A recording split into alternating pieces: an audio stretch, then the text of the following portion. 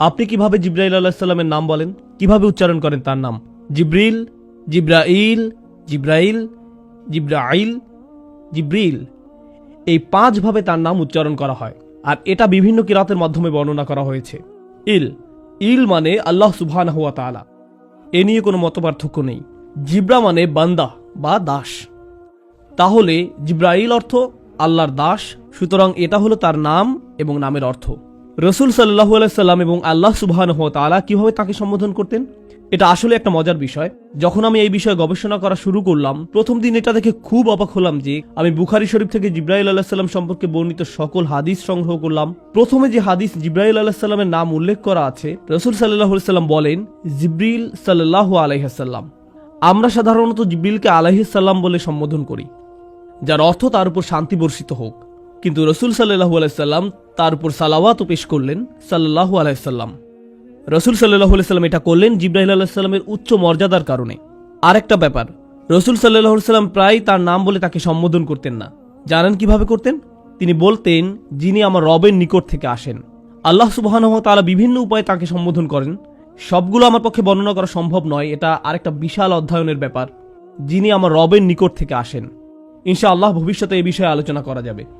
তবে সবচেয়ে কমন যে বিষয়টি আপনি পাবেন তা হলো রূহ, স্পিরিট, শব্দটি আত্মা। আল্লাহ তাকে বলেন আর রূহুল কুদুস, পবিত্র আত্মা। আল্লাহ বলেন আর রূহুল আমিন, বিশ্বাসী আত্মা। আল্লাহ বলেন রূহানা, আমাদের আত্মা। আল্লাহ তাকে আরো ডাকেন রাসূলুন কারীম, সম্মানিত বার্তাবাহক। সর্বশেষ আরেকটি নাম বলে আমরা অগ্রসর হব সময় স্বল্পতার কারণে।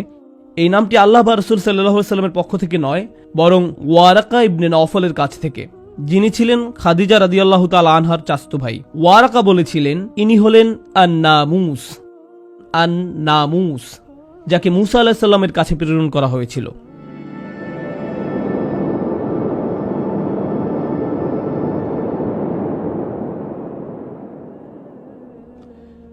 জিব্রাইল আলাইহিস সালাম দেখতে কেমন ছিলেন? জিব্রাইল আলাইহিস সালাম বিভিন্ন রকম আকৃতি ধারণ করতেন। তিনি মানুষের আকৃতি ধারণ করতেন, আবার কখনো কখনো তিনি ফেরেশতার আকৃতিও ধারণ করতেন। রাসূল সাল্লাল্লাহু আলাইহি সাল্লাম বলেন, আমি জিব্রাইল আলাইহিস সালামকে দেখেছি আর তার ছিল 600 ডানা। রাসূল সাল্লাল্লাহু আলাইহি সাল্লাম বলেন, তিনি আল্লাহ প্রদত্ত একটি বিশাল সিংহাসনে উপবিষ্ট হয়ে সম্পূর্ণ দিগন্তকে ঢেকে ফেলতেন। রাসূল সাল্লাল্লাহু আলাইহি সাল্লাম আরো বলেন, ওই 600 ডানা শুধু ছড়ানোই থাকতো না, তার ডানাগুলো থেকে প্রতিনিয়ত মণিমুক্তা ঝরতে থাকতো।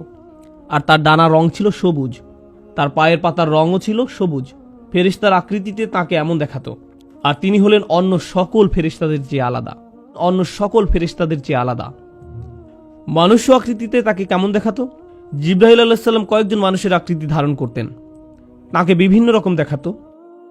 কিন্তু যখন তিনি রাসূল সাল্লাল্লাহু আলাইহি সাল্লামের নিকট আসতেন, তিনি সুনির্দিষ্ট একটি রূপ নিয়ে আসতেন। রাসূল সাল্লাল্লাহু আলাইহি সাল্লাম বলেন, দিহিয়া ইবনে খলিফা আল কলবি রাদিয়াল্লাহু তাআলা আনহুর মতো দেখাতো। দিহিয়া রাদিয়াল্লাহু তাআলা আনহুকে একজন সুন্দর ফেরেশতা। দিহিয়া রাদিয়াল্লাহু তাআলা আনহুকে বলা হতো বনু কলবের ইউসুফ। ইউসুফ আলাইহিস সালাম সম্পর্কে মহিলারা কি বলেছিল? ইনি একজন সুদর্শন ফেরেশতা। তো দিহিয়াকে বলা হতো বনু কলবের ইউসুফ। মহিলারা দিহিয়াকে পছন্দ করত।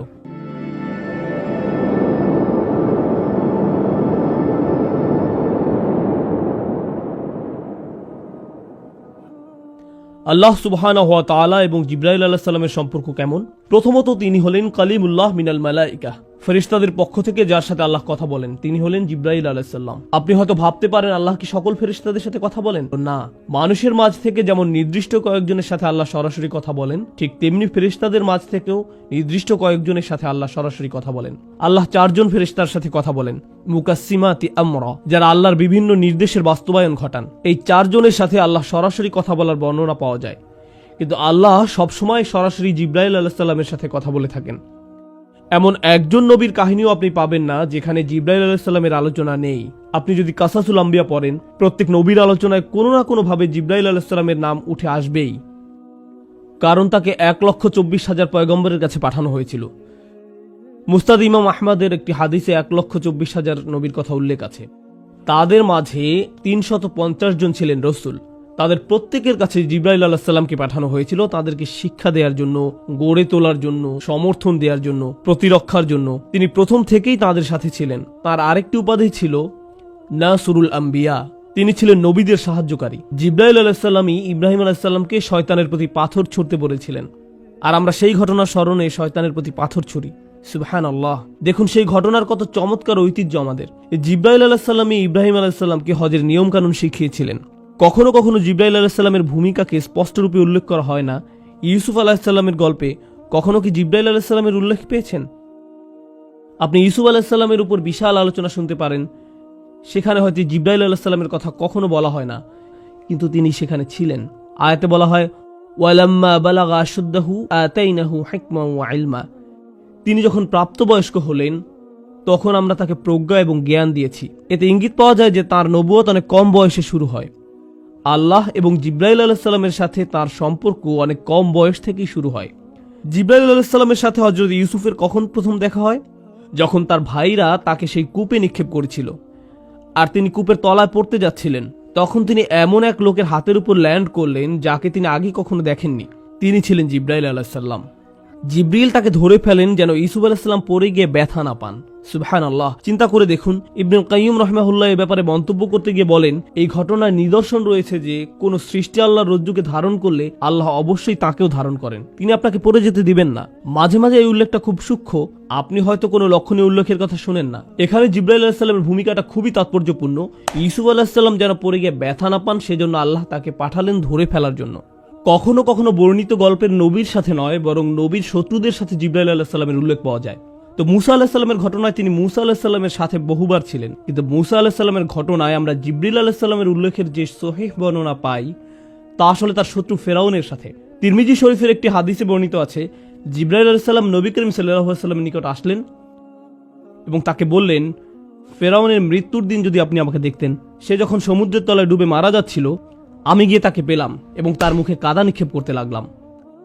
আমি ভয় পাচ্ছিলাম যে সে হয়তো লা ইলাহা ইল্লাল্লাহ বলে ফেলবে আর ফলে আল্লাহ তাকে ক্ষমা করে দিবেন, কারণ আমি ভয় পাচ্ছিলাম যে সে হয়তো অনুশোচনা করে লা ইলাহা ইল্লাল্লাহ বলে ফেলবে।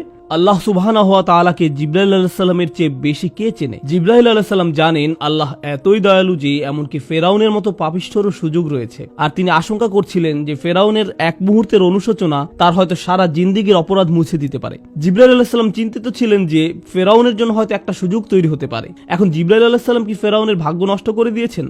না। আল্লাহ জিবরাইল আলাইহিস সালামকে বলেন, হে জিবরাইল, আমার ইজ্জত ও গৌরবের কসম, যদি সে আন্তরিকতার সাথে ক্ষমা চাইতো আমি তাকে ক্ষমা করে দিতাম। তার মুখে তোমার কাদা নিক্ষেপ কোনো কাজে আসতো না, আমি তবু তাকে ক্ষমা করে দিতাম। তার মুখে তোমার কাদা নিক্ষেপ কোনো কাজে আসতো না, আমি তবু তাকে ক্ষমা করে দিতাম। এখন দেখুন, আপনি হয়তো ভাবতে পারেন মুখে কাদা মারার কারণ কি? যখন পাপী ব্যক্তি মারা যায়, ফেরেশতারা তার মুখে আঘাত করতে থাকে। জিবরাইল আলাইহিস সালাম কেন ফেরাউনকে এত ঘৃণা করতেন? তিনি বলেন, আমি সেদিন থেকে তাকে ঘৃণা করতাম যেদিন সে বলেছিল আমি তোমাদের শ্রেষ্ঠ প্রভু। হাদিসে আমরা জিবরাইল আলাইহিস সালামের একটা বিষয় দেখতে পাই, মাঝে মাঝে যখন জিবরাইল আলাইহিস সালাম রাসূল সাল্লাল্লাহু আলাইহি সাল্লামের কাছে আসতেন, তিনি বলতেন না আল্লাহ এটা বলেছেন, বরং তিনি বলতেন আল আলা, সর্বোত্তম প্রভু, সর্বোত্তম প্রভু। এতে আল্লাহ সুবহানাহু ওয়া তাআলার প্রতি জিবরাইল আলাইহিস সালামের অপরিসীম শ্রদ্ধার প্রকাশ পায়। পরিশেষে ইমরানের পরিবারের সাথে কোনো সময় জিবরাইল আলাইহিস সালামকে নবীর সাথে উল্লেখ না করে নবীর পরিবারের সাথে উল্লেখ করা হয়। তো আমরা মরিয়ম আলাইহিস সালামের ঘটনা জানি। মরিয়ম আলাইহিস সালাম মসজিদের বাইরে পূর্ব দিকের কোনো এক স্থানে যেতেন, মাকানান শারকিয়া। তিনি মাসে একবার মসজিদের বাইরে পূর্ব দিকের কোনো এক জায়গায় যেতেন। অনেক আলেমের মতে সেটা ছিল সূর্যোদয় দেখার উদ্দেশ্যে। তিনি সেখানে গিয়ে সূর্যোদয় দেখতেন আর আল্লাহর জিকির করতেন। তিনি সেখানে মাটিতে দুটো লাঠি গেড়ে পর্দা টাঙিয়ে দিতেন, যেন এই খোলা জায়গায় মানুষ বুঝতে পারে এটা তার বসার জায়গা, কেউ যেন এটা নিকটে না আসে। তিনি অল্প বয়স্ক মেয়ে ছিলেন, 14 থেকে 18 বছর বয়সের। মোট কথা তিনি একজন টিনেজার ছিলেন, আর তিনি একা আল্লাহর উপাসনা করছেন, আল্লাহকে একা একা স্মরণ করছেন। আল্লাহ তাআলা বলেন, ফাআরসালনা ইলাইহা রূহানা, আমরা তার কাছে আমাদের রূহকে পাঠালাম। ফাতামাসসালা লাহা বাশারান সাওয়িয়া, জিবরাইল আলাইহিস সালাম তার নিকট একজন সুদর্শন পুরুষ আকৃতিতে আবির্ভূত হলেন। জিবরাইল আলাইহিস সালাম মুখ খুলে কিছু বলার আগেই মরিয়ম আলাইহিস সালাম তাকে দেখে বললেন, আউযু বিরহমানি মিনকা ইন কুনতা তাকিয়া, আমি পরম করুণাময়ের কাছে তোমার থেকে আশ্রয় চাচ্ছি যদি তোমার অন্তরে আল্লাহর কোনো ভয় থাকে, মানে যদি তোমার ন্যূনতম কোনো শালীনতা থেকে থাকে, ভাগো এখান থেকে, কোনো কথাও বলতে যেও না, মনে করো যে এটা কখনো ঘটেনি, যাও আল্লাহ নিকট ক্ষমা প্রার্থনা করো। তাই প্রিয় বোনেরা, যদি কোনো ভাই আপনার নিকট এগিয়ে আসে, তাদের সাথে এইভাবে আচরণ করার চেষ্টা করুন। দেখুন আরবিতে কথাটা বলেন, দেখুন কি ঘটে। যদি তিনি আরবি নাও বুঝেন, তিনি ভাববেন না এই আপুর থেকে দূরে থাকাই উত্তম। আমরা এই গল্পে যদি আবার ফেরত যাই তাহলে দেখব যে মরিয়ম আলাইসাল্লাম জিব্রাইল আলাইসাল্লামের সাথে পরে কথা বলেছিলেন। কিন্তু কেন? কারণ মরিয়ম আলাইসাল্লামের এভাবে কঠিন স্বরে কথা বলতে দেখে জিব্রাইল আলাইসাল্লাম সাথে সাথে মানুষ্য আকৃতি থেকে ফেরেশতার আকৃতি ধারণ করেন। তিনি তার মানুষ্য আকৃতি ত্যাগ করেন এবং ফেরেশতার আকৃতিতে ফিরে যান। আর সেটা 600 ডানার পূর্ণ আকৃতি ছিল না। এরপর তিনি কথা চালিয়ে যান, ইন্নামা আনা রাসূলু রাব্বিকি লিআহাবা লাকি গুলামান যাকিয়া। আমি আল্লাহর একজন দূত, আপনার নিকট একজন পবিত্র সন্তানের সুসংবাদ নিয়ে এসেছি। আল্লাহ এই সিদ্ধান্ত নিয়েছেন এবং কাযালিক, এটা ইতিমধ্যে করা হয়েছে। ওয়ালিনাজআলাহু আয়াতাল লিন্নাস ওয়া রাহমাতাম মিন্না, আমি তাকে মানুষের জন্য একটি নিদর্শন ও আমার পক্ষ থেকে অনুগ্রহ শুরু করতে চাই। ওয়া কানা আমরান মাকদিয়া, আর এই প্রক্রিয়া ইতিমধ্যে শুরু হয়ে গেছে। এখানে কাদা মানে সিদ্ধান্তের বাস্তবায়ন, আর কানা আমরান মাকদিয়া মানে আপনি ইতিমধ্যে গর্ভবতী হয়ে গেছেন। ফাহামালাতহু, অতঃপর তিনি গর্ভে সন্তান ধারণ করলেন। ফান্তাবাযাত বিহি মাকানান কসিয়া, ওই অবস্থায় এক দূরবর্তী স্থানে চলে গেলেন। গর্ভকালীন পুরো সময়টা তিনি লুকিয়ে থাকলেন। আর যখন সন্তান জন্মদানের সময় আসলো, মনে রাখবেন তিনি ছিলেন একজন অনভিজ্ঞ তরুণী, তার পাশে সাহায্য করার মতো কেউ ছিল না। তিনি পূর্বে কখনো সন্তান জন্ম দেননি। প্রসব বেদনা তাকে এক খেজুর বৃক্ষের মূলে আশ্রয় নিতে বাধ্য করলো। তিনি বললেন, হায়, আমি যদি কোনো কারণে এর পূর্বেই মারা যেতাম এবং মানুষের স্মৃতি থেকে বিলুপ্ত হয়ে যেতাম। যেহেতু মরিয়ম আলাইসাল্লামের গর্ভধারণ বা সন্তান জন্মদানের কোনো অভিজ্ঞতা ছিল না, আর গর্ভধারণ এবং সন্তান জন্মদান একজন মেয়ের প্রায় মৃত্যুর কাছাকাছি নিয়ে যায়। মহিলারা যারা শুনছেন তারা হয়তো ভাবছেন, হ্যাঁ আমরা জানি। যেহেতু গর্ভধারণ এবং সন্তান জন্মদান একজন মেয়েকে প্রায় মৃত্যুর কাছাকাছি নিয়ে যায়, মনে করছিলেন তিনি মারা যাচ্ছেন। ফানাদাহা মিন তাহতিহা আল্লা তাহজানি, জিবরাইল আলাইহিস সালাম এই সময়টাতে তাকে সান্ত্বনা দিতে লাগলেন। আপনি মনে করছেন যে মানুষ আপনাকে নিয়ে কুৎসা রটনা করবে, কিন্তু বাস্তবতা হলো একসময় মানব জাতির কাছে ওহী পাঠানো হবে, আর তাতে উল্লেখ থাকবে যে অযকুর ফি কিতাবি মারিয়াম, এই কিতাবে মারিয়ামের কাহিনী বর্ণনা করুন। আর দেখো, কদ জাআলা রাব্বুকা তাহতাকা সারিয়া, তোমার পালনকর্তা তোমার পায়ের তলায় একটি নহর জারি করেছেন। আর তুমি খেজুর গাছের কাণ্ড ধরে তোমার দিকে নাড়া দাও, তাহলে তা তোমার উপর তাজা পাকা খেজুর ফেলবে। ফাকুলি ওয়াশরাবি অকররি আইনান, অতঃপর তুমি খাও, পান করো এবং চোখ জোড়াও। তোমার বাচ্চা তোমার চক্ষু শীতলকারী হওয়ার কথা। তোমার বাচ্চার দিকে তাকাও, কষ্টের দৃষ্টিতে নয়, সুখের দৃষ্টিতে। অতঃপর দ্বিতীয় পরীক্ষা আসলো, যখন তোমার সম্প্রদায় তোমার সন্তান সম্পর্কে জিজ্ঞেস করবে, তখন তুমি নিজের সমর্থনে কোনো কথা বলতে পারবে না। এবং ইতিমধ্যে মরিয়ম আলাইহিস সালামের পূর্ণ বিশ্বাস তৈরি হয়ে গেল যে আল্লাহর সাহায্য তার সাথেই রয়েছে। তাই মরিয়ম আলাইহিস সালাম যখন তার সম্প্রদায়ের সম্মুখীন হলেন, তিনি জানতেন না যে আল্লাহ কিভাবে তাকে রক্ষা করবেন। কিন্তু যেহেতু তাকে সঠিক উপায়ে প্রশিক্ষিত করা হয়েছে, আল্লাহর উপর তার নির্ভরতা চূড়ান্ত রূপে আবির্ভূত হলো। তিনি ভাবলেন কিছু একটা ঘটতে যাচ্ছে, আর ঠিকই আল্লাহ সুবহানাহু ওয়া তাআলা তাকে পুরস্কৃত করলেন। এখানে জিবরাইল আলাইহিস সালাম ঈসা আলাইহিস সালামের দায়িত্ব গ্রহণ করেন। আল্লাহ সুবহানাহু ওয়া তাআলা বলেন, আমরা তাকে পবিত্র আত্মার মাধ্যমে সাহায্য করেছি। এমনকি আল্লাহ এটাকে ঈসা আলাইহিস সালামের প্রতি একটি অনুগ্রহ হিসেবে উল্লেখ করেন। আমি তোমাকে পবিত্র আত্মার মাধ্যমে সাহায্য করেছি। ঈসা আলাইহিস সালামকে জিবরাইল আলাইহিস সালামের মাধ্যমে তার সারা জীবন জুড়ে সাহায্য করা হয়। শুধু এটা নয়, বরং আলেমদের মতে জিবরাইল হচ্ছেন একমাত্র ফেরেশতা যিনি কোনো নবীকে আকাশে নিয়ে যেতে পারেন।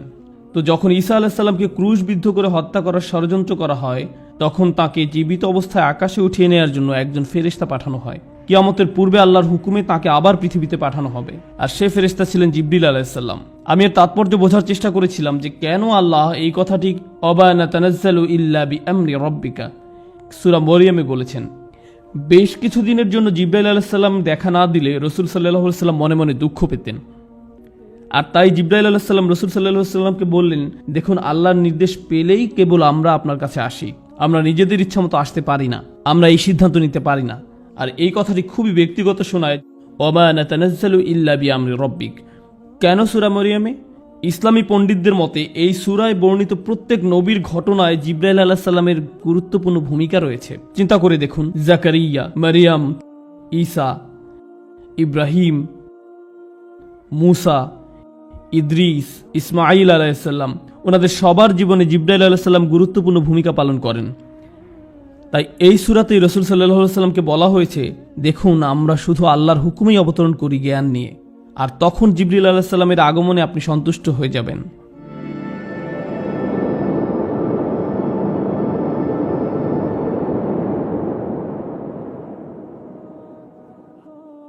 ফেরেশতাদের মাঝে যিনি রাসূল সাল্লাল্লাহু আলাইহি ওয়াসাল্লামের সবচেয়ে নিকটবর্তী ছিলেন, যিনি রাসূল সাল্লাল্লাহু আলাইহি ওয়াসাল্লামকে সহযোগিতা করেছেন, তার প্রতিরক্ষার ব্যবস্থা করেছেন, তিনি ছিলেন জিবরিল আলাইহিসসালাম। অন্য একটি বর্ণনা রাসূল সাল্লাল্লাহু আলাইহি ওয়াসাল্লাম আরো বলেন, ما من نبي إلا له وزيران من أهل السماء ووزيران من أهل الأرض। প্রত্যেক নবীকেই আল্লাহ সুবহানাহু ওয়া তাআলা দুনিয়া থেকে দুজন এবং আকাশ থেকে দুজন মন্ত্রী দান করেছেন।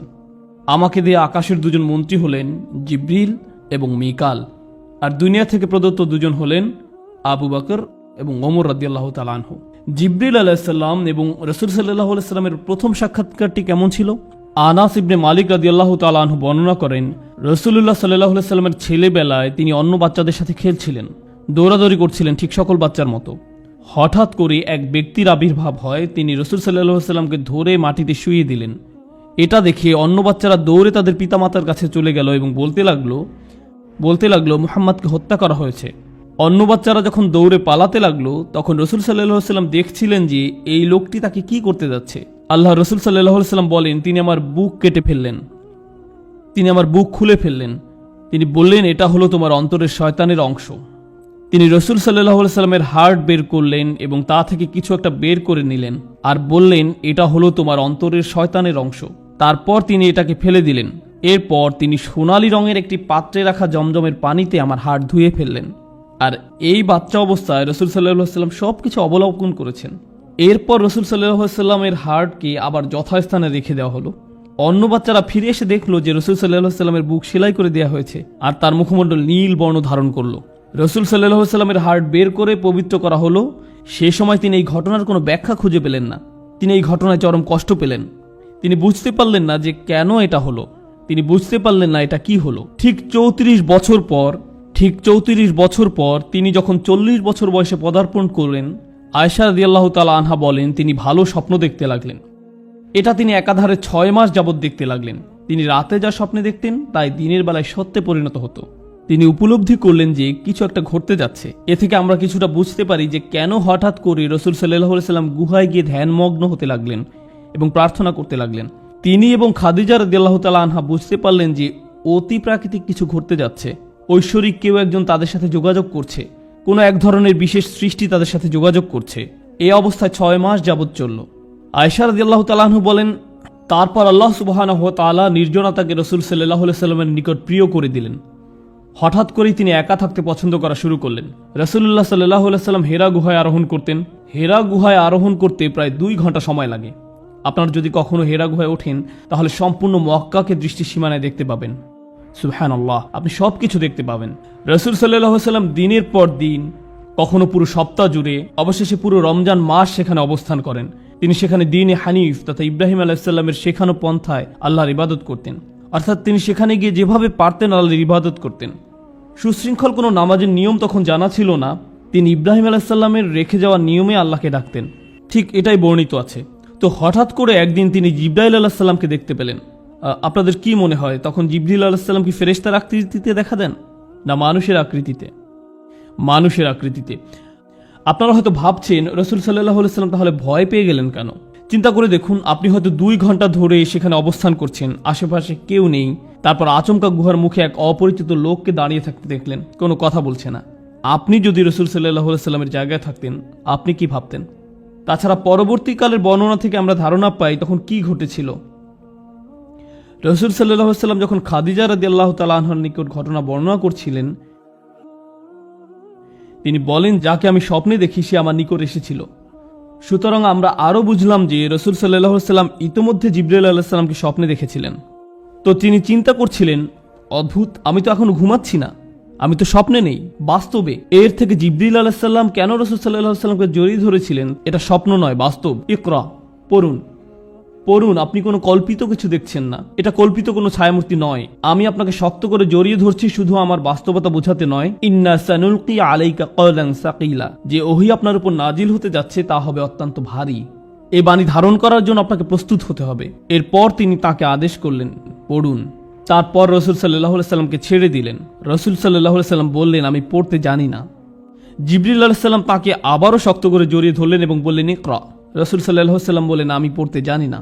জিবরিল আলাইহিস সালাম রাসূল সাল্লাল্লাহু আলাইহি সাল্লামকে তৃতীয়বারের মতো শক্ত করে জড়িয়ে ধরলেন এবং পরবর্তীকালে রাসূল সাল্লাল্লাহু আলাইহি সাল্লাম বর্ণনা করেন, জিবরিল আলাইহিস সালাম আমাকে এত শক্ত করে জড়িয়ে ধরেন যে আমি মনে করছিলাম আমি মারা যাব। তিনি বললেন, পড়ুন। রাসূল সাল্লাল্লাহু আলাইহি সাল্লাম বললেন, কি পড়ব? ঠিক তখন জিবরিল আলাইহিস সালাম বললেন, ইকরা বিইসমি রাব্বিকাল্লাযী খলাক, পাঠ করুন আপনার পালনকর্তার নামে যিনি সৃষ্টি করেছেন। খলাকাল ইনসানা মিন আলাক, যিনি মানুষকে সৃষ্টি করেছেন আলাক থেকে। ইকরা ওয়া রাব্বুকাল আকরাম, পাঠ করুন আপনার পালনকর্তা মহা দয়ালু, যিনি কলমের সাহায্যে শিক্ষা দিয়েছেন মানুষকে যা সে জানতো না। রাসূল সাল্লাল্লাহু আলাইহি সাল্লাম যখন ওহী গ্রহণ করছিলেন, জিবরিল আলাইহিস সালাম তাকে আর জড়িয়ে ধরলেন না, আবার চলেও গেলেন না। রাসূল সাল্লাল্লাহু আলাইহি সাল্লাম গুহা ত্যাগ করে তাড়াতাড়ি নেমে গেলেন। খাদিজা রাদিয়াল্লাহু তাআলা আনহা বললেন, কি হয়েছে? এখন দেখুন, রাসূল সাল্লাল্লাহু আলাইহি সাল্লাম যখন তাকে বললেন কি ঘটেছে, খাদিজা রাদিয়াল্লাহু তাআলা আনহা সহজেই তাকে বলতে পারতেন, আপনি ওই গুহায় যাওয়া বন্ধ করে দিন, আপনার মনে হয় বাসায় থাকা উচিত, আপনার ওই ঘরের কোনায় ধ্যান করতে পারেন, কেউ আপনাকে ডিস্টার্ব করবে না, ইনশাআল্লাহ এরকম কিছু আর ঘটবে না। তিনি এসবের কিছুই বললেন না। দেখুন কেমন চমৎকার ছিলেন তিনি, সুবহানাল্লাহ। রাসূল সাল্লাল্লাহু আলাইহি সাল্লাম নিজের উপর বিশ্বাস করার আগে খাদিজা তার উপর বিশ্বাস করেন। সত্যি তিনি রাসূল সাল্লাল্লাহু আলাইহি সাল্লামকে বলেন, আল্লাহ কখনোই আপনাকে অপমানিত করবেন না। তিনি রাসূল সাল্লাল্লাহু আলাইহি সাল্লামের গত 15 বছরের জীবনী বর্ণনা করতে লাগলেন। আপনি এমন মানুষ যিনি আত্মীয়তার বন্ধন রক্ষা করেন, আপনি এতিমদের যত্ন নেন, আপনি আপনার প্রতিবেশী এবং মেহমানদের প্রতি উদার, আপনি কোন সমস্যায় পড়লে তার দায়িত্ব কাঁধে তুলে নেন, আল্লাহ কখনোই আপনাকে অপমানিত করবেন না। খাদিজা রাদিয়াল্লাহু তাআলা আনহা বলেন, চলেন ওয়ারাকার কাছে যাই। তো তাঁরা তার নিকট গেলেন। রাসূল সাল্লাল্লাহু আলাইহি সাল্লাম যা দেখলেন তা ওয়ারাকার নিকট বর্ণনা করলেন। ওয়ারাকা সাথে সাথে বলে উঠলেন, ইনি নামুস, আপনি সেই রাসূল যার জন্য সবাই অপেক্ষা করছে। এই ফেরেশতাই মূসা আলাইহিস সালামের কাছে এসেছিলেন। আমি যদি যুবক হতাম তাহলে আপনাকে সাহায্য করতে পারতাম যখন আপনার সম্প্রদায় আপনার বিরোধিতা করবে। এরপর কি ঘটেছিল? আয়েশা রাদিয়াল্লাহু তাআলা আনহা বর্ণনা করেন, এরপর বহু দিন যাবত ওহী অবতীর্ণ হওয়া বন্ধ থাকে। রাসূল সাল্লাল্লাহু আলাইহি সাল্লাম অপেক্ষা করতে লাগলেন যেন সেই ফেরেশতা আবার দেখা দেন। রাসূল সাল্লাল্লাহু আলাইহি সাল্লাম আবার ওই পাহাড়ে ঘুরতে লাগলেন। তিনি নিজের ভাষায় তা এভাবে বর্ণনা করেন যে তার মানসিক অবস্থা এমন ছিল যে তিনি যেন চাইতেন নিজেকে পাহাড় থেকে ছুঁড়ে ফেলে দিতে। তিনি স্পষ্ট রূপে জানতে চান যে কি ঘটেছে। প্রতিবার রাসূল সাল্লাল্লাহু আলাইহি সাল্লাম পাহাড়ে গেলে জিবরিল আলাইহিস সালামের কণ্ঠ শুনতে পেতেন, ও মুহাম্মদ, আপনি আল্লাহর সত্য রসূল। এতে রাসূল সাল্লাল্লাহু আলাইহি সাল্লাম কিছুটা সান্ত্বনা পেতেন এবং ঘরে ফিরে আসতেন। এরপর পরবর্তীতে তিনি শুধু যে ও মুহাম্মদ আপনি আল্লাহর সত্য রসূল এ কথা বলতেন তা নয়, তিনি আরো বলতেন, আমি জিবরিল। তো তিনি রাসূল সাল্লাল্লাহু আলাইহি সাল্লামের নিকট বিষয়টা পরিষ্কার করলেন যে তিনি জিবরিল আলাইহিস সালাম, কিন্তু তবুও কোনো কোরআন বা ওহী অবতীর্ণ হয়নি। অবশেষে অন্য একদিন রাসূল সাল্লাল্লাহু আলাইহি সাল্লাম হাঁটছিলেন, আর এবার ইয়া মুহাম্মদ ইন্নাকা রাসূলুল্লাহি হাক্কা, ও মুহাম্মদ আপনি আল্লাহর সত্য রসূল। বুখারী শরীফে জাবির রাদিয়াল্লাহু তাআলা আনহু থেকে বর্ণিত আছে, রাসূল সাল্লাল্লাহু আলাইহি সাল্লাম হাঁটছিলেন, তারপর হঠাৎ উপরের দিকে তাকিয়ে দেখলেন জিবরিল আলাইহিস সালাম তার পরিপূর্ণ ফেরেশতা আকৃতি ধারণ করে সম্পূর্ণ আকাশ ঢেকে আছেন, সম্পূর্ণ দিগন্ত ঢেকে আছেন। আল্লাহ জিবরিল আলাইহিস সালাম সম্পর্কে বলেন, যু মিররাতিন ফাস্তাওয়া, প্রজ্ঞার অধিকারী, সে নিজ আকৃতিতে স্থির হয়েছিল। জিবরিল আলাইহিস সালাম পুরো আকাশ জুড়ে আবির্ভূত হলেন। রাসূল সাল্লাল্লাহু আলাইহি সাল্লাম জিবরিল আলাইহিস সালামকে তাঁর সকল ডানা সমেত পরিপূর্ণ আকৃতিতে দেখতে লাগলেন। সুম্মা দানা ফাতাদাল্লা, তিনি রাসূল সাল্লাল্লাহু আলাইহি সাল্লামের নিকটবর্তী হতে লাগলেন। তিনি রাসূল সাল্লাল্লাহু আলাইহি সাল্লামের কাছাকাছি আসলেন। রাসূল সাল্লাল্লাহু আলাইহি সাল্লাম মাটিতে পড়ে গেলেন। তিনি নিজেই বলছেন যে আমার অতি নিকটবর্তী হওয়াতে আমি এত ভয় পেয়েছিলাম যে আমি মাটিতে পড়ে গেলাম। রাসূল সাল্লাল্লাহু আলাইহি সাল্লাম দ্রুত বাড়িতে ফিরে গেলেন আর খাদিজা রাদিয়াল্লাহু তাআলা আনহাকে বলতে লাগলেন, আমাকে ঢেকে দাও, আমাকে ঢেকে দাও, আমাকে ঢেকে দাও। আর ঠিক তখন পরবর্তী ওহী অবতীর্ণ হয়, ইয়া আইয়ুহাল মুদ্দাসসির কুম ফাআনযির ওয়া রাব্বাকা ফাকাব্বির ওয়া সিয়াবাকা ফাতাহহির, হে চাদর আবৃতকারী, উঠুন, সতর্ক করুন। সুবহানাল্লাহ। চিন্তা করে দেখুন, প্রথম ওহী অবতীর্ণ হওয়ার সময় তিনি হেরা গুহায় ছিলেন, আর দ্বিতীয়বার তিনি যখন খাদিজা রাদিয়াল্লাহু তাআলা আনহার কাছে ছিলেন তখন ওহী অবতীর্ণ হয়, হে চাদর আবৃতকারী, উঠুন, সতর্ক করুন, আপনার পালনকর্তার মহত্ব ঘোষণা করুন, আপন পোশাক পবিত্র করুন, মূর্তি পরিত্যাগ করুন। এই হলো প্রথম দিকের ওহী অবতীর্ণ হওয়ার ঘটনা। আয়েশা রাদিয়াল্লাহু তাআলা আনহা বলেন, এরপর থেকে একটির পর একটি ওহী অবতীর্ণ হতে লাগলো। অর্থাৎ দীর্ঘ বিরতির পর আসে সূরা মুদ্দাসসির, সূরা মুজাম্মিল, সূরা দুহা এবং আরো অনেক সূরা ক্রমাগত রাসূল সাল্লাল্লাহু আলাইহি সাল্লামের নিকট অবতীর্ণ হতে থাকে। এভাবেই শুরু। রাসূল সাল্লাল্লাহু আলাইহি সাল্লাম বুঝতে পারলেন কি ঘটছে। তিনি বুঝতে পারলেন যে তিনি আল্লাহর রাসূল। রাসূল সাল্লাল্লাহু আলাইহি সাল্লাম এখন আর জিবরিল আলাইহিস সালামের উপস্থিতি থেকে ভয় পান না। বিষয়টা তার কাছে পরিষ্কার হয়ে গেল।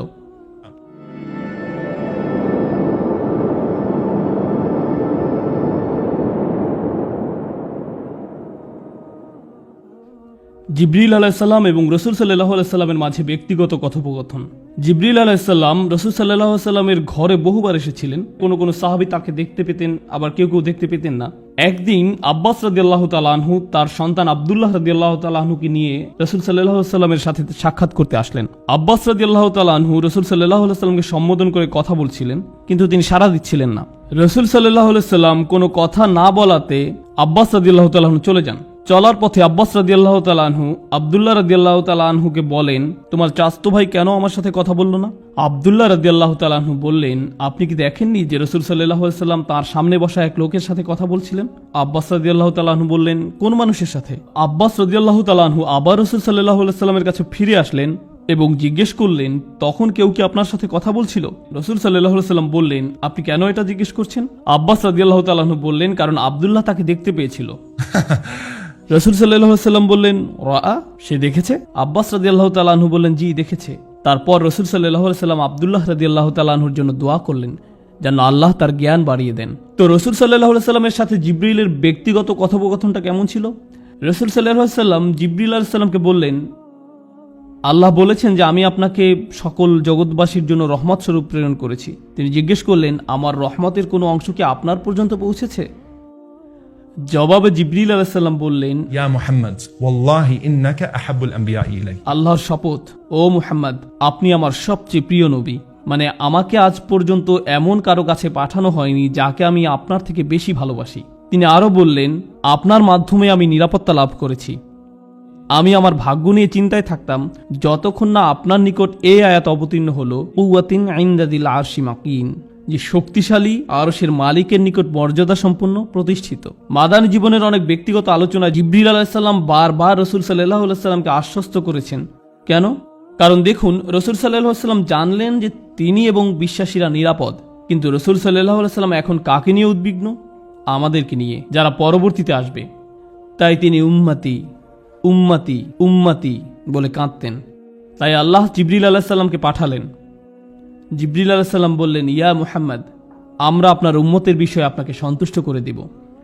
আমরা আপনাকে হতাশ করব না। আপনার উম্মত ঠিক থাকবে। তিনি মদিনায় রাসূল সাল্লাল্লাহু আলাইহি সাল্লামকে বারবার নিশ্চয়তা দিতেন, কারণ রাসূল সাল্লাল্লাহু আলাইহি সাল্লাম পরবর্তীতে আসা উম্মত নিয়ে উদ্বিগ্ন থাকতেন। সাহাবীরা নিরাপদ, কিন্তু যারা পরবর্তীতে আসবে তাদের কি হবে? আরেকবার ওমর রাদিয়াল্লাহু তাআলা আনহু বলেন, আর এটা বুখারীতে বর্ণিত আছে, আমি একবার মদিনাতে রাসূল সাল্লাল্লাহু আলাইহি সাল্লামের সাথে হাঁটছিলাম। হাঁটতে হাঁটতে আমরা মদিনার হাররা নামক স্থানে উপস্থিত হলাম। তিনি আমাকে এখানে বসতে বললেন। হঠাৎ তিনি হাঁটতে লাগলেন, আর তখন স্পষ্টত তিনি জিবরিল আলাইহিস সালামের সাথে কথা বলছিলেন। তারা কিছুক্ষণের জন্য হাঁটলেন, আর আমি বসে থাকলাম। আর এই হাঁটা অবস্থায় রাসূল সাল্লাল্লাহু আলাইহি সাল্লাম বলছেন, ওয়া ইনজানা ওয়া সারাক ওয়া ইনজারা ওয়া সারাক ওয়া ইনজানা ওয়া সারাক, এমন কি যদি সে জিনা করে বা চুরি করে, যদি সে জিনা করে বা চুরি করে। আর ওমর রাদিয়াল্লাহু তাআলা আনহু উত্তর শুনতে পাচ্ছিলেন না। ইয়া রাসূলুল্লাহ, ওইটা কি ছিল? রাসূল সাল্লাল্লাহু আলাইহি সাল্লাম বললেন, তিনি ছিলেন জিবরিল আলাইহিস সালাম। তিনি এসেছিলেন আমাকে সুসংবাদ দিতে যে এই উম্মতের প্রত্যেক ব্যক্তি অবশেষে জান্নাতে প্রবেশ করবে। তাই রাসূল সাল্লাল্লাহু আলাইহি সাল্লাম বললেন, এমন কি যদি সে জিনা বা চুরি করে? হ্যাঁ, এমন কি যদি সে জিনা বা চুরি করে, অবশেষে সে জান্নাতে প্রবেশ করবে। তো তিনি এভাবে রাসূল সাল্লাল্লাহু আলাইহি সাল্লামকে সান্ত্বনা দিলেন। রাসূল সাল্লাল্লাহু আলাইহি সাল্লাম যখন শারীরিকভাবে অসুস্থ হয়ে পড়েন, তখন জিবরিল আলাইহিস সালাম কিভাবে সান্ত্বনা দিতেন? রাসূল সাল্লাল্লাহু আলাইহি সাল্লাম যখন অসুস্থ হয়ে পড়েন, তিনি বলেন, জিবরিল আমার কাছে আসলেন এবং বললেন, ও মুহাম্মদ, আপনি কি অসুস্থ? আমি বললাম, হ্যাঁ। তখন জিবরিল তাঁর হাত দিয়ে আমার মুখমণ্ডল এবং বক্ষ মুছে দিলেন এবং বললেন, বিসমিল্লাহি আরকিকা মিন কুল্লি শাইইন আউযিকা, আল্লাহর নামে আমি আপনার জন্য আরোগ্য প্রার্থনা করছি সবকিছু থেকে যা আপনার ক্ষতি করছে। মিন শাররি কুল্লি নাফসিন আও আইনিন আও হাসিদ, সকল খারাপ জিনিস থেকে অথবা বদ নজর থেকে বা হিংসা থেকে আল্লাহ আপনাকে আরোগ্য দান করুন। আল্লাহর নামে আমি আপনার জন্য আরোগ্য প্রার্থনা করছি। কিন্তু তখন ব্যাপারটা কেমন ছিল যখন জিবরিল আলাইহিস সালাম রাসূল সাল্লাল্লাহু আলাইহি সাল্লামকে জীবন সম্পর্কে কোনো উপদেশ দিতেন? এখন আমি আপনাদেরকে যে বিষয়টি বলবো সেটি রাসূল সাল্লাল্লাহু আলাইহি সাল্লামের জীবনের শেষ দিককার। জিবরিল আলাইহিস সালাম রাসূল সাল্লাল্লাহু আলাইহি সাল্লামের নিকট এসে বললেন, হে মুহাম্মদ, হে মুহাম্মদ। আচ্ছা, আল্লাহ কি কোরআনে কখনো এভাবে বলেছেন, হে মুহাম্মদ? না। ইয়া রাবি আল্লাহ, ইয়া রাসূল আল্লাহ, ও আল্লাহর নবী, ও আল্লাহর রাসূল। তাহলে জিবরিল আলাইহিস সালাম কি করে ইয়া মুহাম্মদ বলার সাহস করলেন? আলেমরা বলেন যে যখন জিবরিল আলাইহিস সালাম বলেন ইয়া মুহাম্মদ, এর মানে হলো এখনকার বিষয়টি ওহির বাইরের বিষয়। যখন আমি আপনাকে ইয়া মুহাম্মদ বলি তার মানে বিষয়টি আপনি মুহাম্মদ আর আমার মধ্যকার। সুতরাং এটা হলো কেবল এমন একক সময় যখন জিব্রাইল ইয়া রাসূলুল্লাহ বলে সম্বোধন করলেন না। সুতরাং তিনি বললেন, হে মুহাম্মদ, 5টি উপদেশ দিচ্ছি আপনাকে। عش ما شئت فإنك ميت. আপনি যেভাবে খুশি জীবনযাপন করুন, কিন্তু এ কথা মনে রাখবেন যে আপনি একদিন মৃত্যুবরণ করবেন। তিনি আরো বলেন, واحبب ما شئت فإنك مفارق. আপনি যাকে খুশি ভালোবাসুন, কিন্তু মনে রাখবেন যে একদিন আপনি তার থেকে বিচ্ছিন্ন হয়ে যাবেন। واعمل ما شئت فإنك مجزي به. 3, আপনি যা খুশি তাই করতে পারেন, কিন্তু এ কথা স্মরণ রাখবেন যে আপনার কর্ম অনুযায়ী আপনাকে প্রতিফল দেয়া হবে। মানে হলো প্রত্যেকটি বিষয় আখিরাতে আসবে, প্রত্যেকটি পুরস্কারই আখিরাতে দেয়া হবে। আপনি যা করেন তা করতে থাকুন আর মনে রাখবেন যে এর বদলা আখিরাতে পাবেন। واعلم أن شرف المؤمن قيامه بالليل. জেনে রাখুন একজন বিশ্বাসীর জন্য সত্যিকারের আভিজাত্য রাত্রিবেলা নামাজে দাঁড়ানোর মাঝে, আর তার প্রকৃত মর্যাদা আত্মনির্ভরশীলতার মাঝে। নিজেকে মানুষের প্রয়োজন থেকে মুক্ত রাখতে চেষ্টা করুন। আর্থিকভাবে, আবেগের দিক থেকে, মানসিকভাবে বা শারীরিকভাবেই হোক, একজন মানুষ হিসাবে আপনার সম্মান ও মর্যাদা অন্য মানুষের উপর নির্ভর না হওয়ার প্রচেষ্টার মাঝে। যে কোনো ব্যাপারেই হোক না কেন, নিজেকে মানুষের প্রয়োজন থেকে মুক্ত রাখতে চেষ্টা করুন। এরপর রাসূল সাল্লাল্লাহু আলাইহি ওয়াসাল্লাম জীবনের অন্তিম সময় অনুভব করলেন। আর যখন অবস্থা ক্রমান্বয়ে খারাপ হতে থাকে, আবু সাঈদ খুদরি রাদিয়াল্লাহু তাআলা আনহু বর্ণনা করেন, রাসূল সাল্লাল্লাহু আলাইহি ওয়াসাল্লাম সাহাবাদের মাঝে অবস্থান করছিলেন। তিনি খুব সাধারণভাবে বললেন, নিশ্চয়ই আল্লাহ তাআলা তাঁর এক বান্দাকে এভাবে এখতিয়ার দিয়েছেন যে বান্দা হয় দুনিয়ার শান শওকতকে পছন্দ করবে, অথবা যা কিছু আল্লাহর কাছে রয়েছে তা থেকে পছন্দ করবে। রাসূল সাল্লাল্লাহু আলাইহি ওয়াসাল্লামের বাড়িতে সবাই কাঁদছিল, কারণ সবাই বুঝতে পারছিলেন যে রাসূল সাল্লাল্লাহু আলাইহি ওয়াসাল্লামের অন্তিম সময় চলে এসেছে। তিনি শেষ সময়ের নিকটবর্তী। বিশেষ করে ফাতিমা রাদিয়াল্লাহু তাআলা আনহা ভীষণভাবে বিধ্বস্ত হলেন। তার কন্যা উম্মু আবিহা, তার পিতার মা, সর্বদা তার সাথে ছিলেন ওই সময়। রাসূল সাল্লাল্লাহু আলাইহি সাল্লাম তার প্রতি ভালোবাসা দেখালেন, মমতা দেখালেন। এমনকি যখন তিনি কোনোভাবে কথাও বলতে পারছিলেন না, তখনও তিনি হাতের ইশারায় ফাতিমাকে ডাকলেন। ফাতিমা রাদিয়াল্লাহু তাআলা আনহা কাছে আসলেন। রাসূল সাল্লাল্লাহু আলাইহি সাল্লাম তাকে আরো নিকটে আসতে বললেন, তার কানে কিছু বললেন। ফাতিমা রাদিয়াল্লাহু তাআলা আনহা আরো বেশি করে কাঁদতে লাগলেন। রাসূল সাল্লাল্লাহু আলাইহি সাল্লাম তাকে পুনরায় কাছে আসতে বললেন এবং চুপিসারে আরো কিছু কথা বললেন। এবার কথা শুনে ফাতিমা রাদিয়াল্লাহু তাআলা আনহা হাসিতে ফেটে পড়লেন। আয়েশা রাদিয়াল্লাহু তাআলা আনহা এগুলো দেখে হতবুদ্ধি হয়ে গেলেন যে একবার ফাতিমা কাঁদছেন, আবার হঠাৎ করে হাসছেন। সুতরাং তিনি ফাতিমা রাদিয়াল্লাহু তাআলা আনহাকে চাপাচাপি করছিলেন যে বলো না, কি বলেছেন তিনি। শেষে ফাতিমা রাদিয়াল্লাহু তাআলা আনহা বলতে বাধ্য হলেন যে তিনি বলেছেন, জিব্রাইল সাধারণত প্রতি রমজানে আমাকে নিয়ে পুরো কোরআন একবার ঝালিয়ে নেন, আর এই বছর রমজানে তিনি 2 বার পুনঃপাঠ করেছেন। তার মানে হলো জিবরিল আলাইহিস সালাম ওহীকে শক্তিশালী করে দিলেন, আর আমার মনে হয় না আমি আর রোগ থেকে আরোগ্য লাভ করব। আয়েশা রাদিয়াল্লাহু তাআলা আনহা রাসূল সাল্লাল্লাহু আলাইহি ওয়াসাল্লামকে যেখানে নিয়ে যাওয়া প্রয়োজন সেখানে নিয়ে যাচ্ছেন। তিনি রাসূল সাল্লাল্লাহু আলাইহি ওয়াসাল্লামকে দৃঢ় হতে সাহায্য করেন, আর এমত অবস্থায় রাসূল সাল্লাল্লাহু আলাইহি ওয়াসাল্লাম তার শরীরে হেলান দিয়ে আছেন। তার দৃষ্টি পড়ল আব্দুর রহমান ইবনে আবু বকর রাদিয়াল্লাহু তাআলা আনহুর উপরে, যিনি আয়েশা রাদিয়াল্লাহু তাআলা আনহার ভাই। তিনি দেখলেন তার পকেটে একটি মিসওয়াক রয়েছে, এবং আয়েশা রাদিয়াল্লাহু তাআলা আনহা বললেন যে আমি বুঝতে পারছিলাম যে রাসূল সাল্লাল্লাহু আলাইহি ওয়াসাল্লাম এটি পেতে চাচ্ছেন। আয়েশা রাদিয়াল্লাহু তাআলা আনহা রাসূল সাল্লাল্লাহু আলাইহি ওয়াসাল্লামকে বললেন, আপনি কি মিসওয়াক চান? রাসূল সাল্লাল্লাহু আলাইহি ওয়াসাল্লাম মাথা নাড়িয়ে সম্মতি দিলেন। আব্দুর রহমান তার অব্যবহৃত মিসওয়াকটি আয়েশা রাদিয়াল্লাহু তাআলা আনহাকে দিলেন। তিনি এটাকে চিবিয়ে নরম করলেন এবং রাসূল সাল্লাল্লাহু আলাইহি ওয়াসাল্লামের মুখে পুরে দিলেন। অর্থ হলো রাসূল সাল্লাল্লাহু আলাইহি ওয়াসাল্লাম প্রত্যেক ওয়াক্ত সালাতের পূর্বে মিসওয়াক করতেন, কারণ তিনি চাইতেন যে আল্লাহর সাথে সাক্ষাৎকালে যেন তার শ্বাস প্রশ্বাস বিশুদ্ধ থাকে, প্রতিদিনই 5 বার। তিনি বললেন তিনি এটিকে ফরজ করতে পারতেন যদি উম্মতের জন্য কষ্টকর না হতো। তিনি আল্লাহর সাথে সাক্ষাতের পূর্বে প্রতিবারই মিসওয়াক করতেন। আয়েশা রাদিয়াল্লাহু তাআলা আনহা বলেন, যখন তিনি মিসওয়াক করা সমাপ্ত করলেন, دخل علينا جبريل. তখনই জিবরিল আলাইহিস সালাম আমাদের মাঝে প্রবেশ করলেন। আয়েশা রাদিয়াল্লাহু তাআলা আনহা রাসূল সাল্লাল্লাহু আলাইহি সাল্লামের দিকে তাকালেন আর দেখতে পেলেন তাঁর চেহারা আলোয় উদ্ভাসিত হলো। জিবরিল আলাইহিস সালাম, যিনি নবীকে উপরের উপদেশগুলো দিয়েছিলেন, তিনি নবী সাল্লাল্লাহু আলাইহি সাল্লামকে বললেন, শুনুন, আমি আপনাকে একটি বিষয় পছন্দ করতে বলবো। হয়তো আপনি আপনার সাহাবীদের সাথে থাকবেন এবং সুন্দরভাবে জীবনযাপন করবেন, অথবা আপনি সর্বোচ্চ আল্লাহর সাহচর্যে থাকবেন। জিবরিল আলাইহিস সালাম যখন এই কথাটি বললেন, তখন নবী সাল্লাল্লাহু আলাইহি সাল্লাম তার উত্তরে বললেন, বালা রফিকিল আলা, আল্লাহুম্মা রফিকিল আলা। ও আল্লাহ, আমি সর্বোচ্চ বন্ধুর সাহচর্য কামনা করি। আয়েশা রাদিয়াল্লাহু তাআলা আনহা বলেন, যখন তিনি আর রফিকিল আলা বলছেন, তিনি যেন তার সমস্ত শরীরকে ছেড়ে দিচ্ছেন। الرفيق الأعلى. ও আল্লাহ, আল্লাহর সাহচর্য, বলতে বলতে তার হাত পড়ে গেল। রাসূল সাল্লাল্লাহু আলাইহি সাল্লাম ইন্তেকাল করলেন। যখন এই ঘটনা হলো, আয়েশা রাদিয়াল্লাহু তাআলা আনহা চিৎকার করে উঠলেন। ফাতেমা রাদিয়াল্লাহু তাআলা আনহা যখন আয়েশা রাদিয়াল্লাহু তাআলা আনহার চিৎকার শুনতে পেলেন, তিনি আকাশের দিকে তাকিয়ে বললেন, ইয়া আবাতা মান রাব্বিহি মা আদনা, হে আমার পিতা, আপনি আপনার রবের কতটা সন্নিকটে আছেন এখন। يا أبتا إلى جبريل ننعى হে আমার পিতা, আমরা জিব্রাইলের নিকট আপনার মৃত্যুর সংবাদ ঘোষণা দিচ্ছি। ইয়া আবাতা জান্নাতুল ফিরদাউসি মাওয়া, হে আমার পিতা, জান্নাতই আপনার বর্তমান ঠিকানা। এবং এ কথাটি তিনি বারবার বলতে থাকলেন, বলতেই থাকলেন। আপনি আপনার রবের কতটা নিকটে আছেন। জিব্রিলের নিকট আপনার প্রস্থানের ঘোষণা দিচ্ছি এবং জান্নাতুল ফিরদাউসি আপনার আবাসস্থল।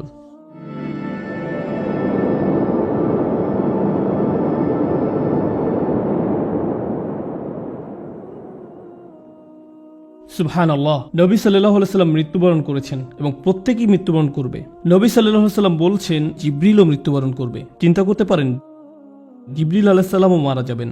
নবী সাল্লাল্লাহু আলাইহি সাল্লাম বলেন, সিংহায় ফুৎকার দেওয়ার পর আল্লাহ যাদের চান তারা ছাড়া আর কেউ স্থির থাকতে পারবে না, অন্য সবাই মৃত্যুবরণ করবে।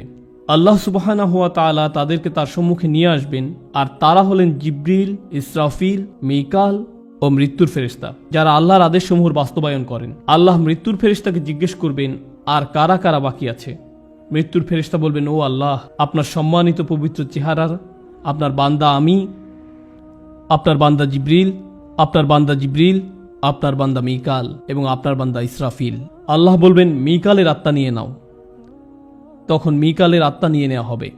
পুনরায় বলবেন, আর কে কে বাকি আছে। তিনি বলবেন, ও আল্লাহ, আপনি, আমি, জিব্রিল এবং ইসরাফিল। আল্লাহ বলবেন, ইসরাফিলের আত্মা নিয়ে নাও।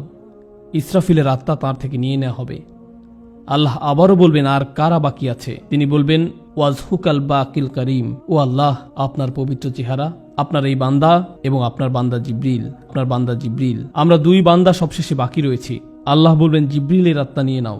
রাসূল সাল্লাল্লাহু আলাইহি সাল্লাম বলেন, জিব্রিল তার চেহারা নিয়ে পতিত হবেন এমন অবস্থায় যে তার ডানাগুলো বিস্তৃত অবস্থায় থাকবে আর সেগুলো আল্লাহর প্রশংসা করতে থাকবে।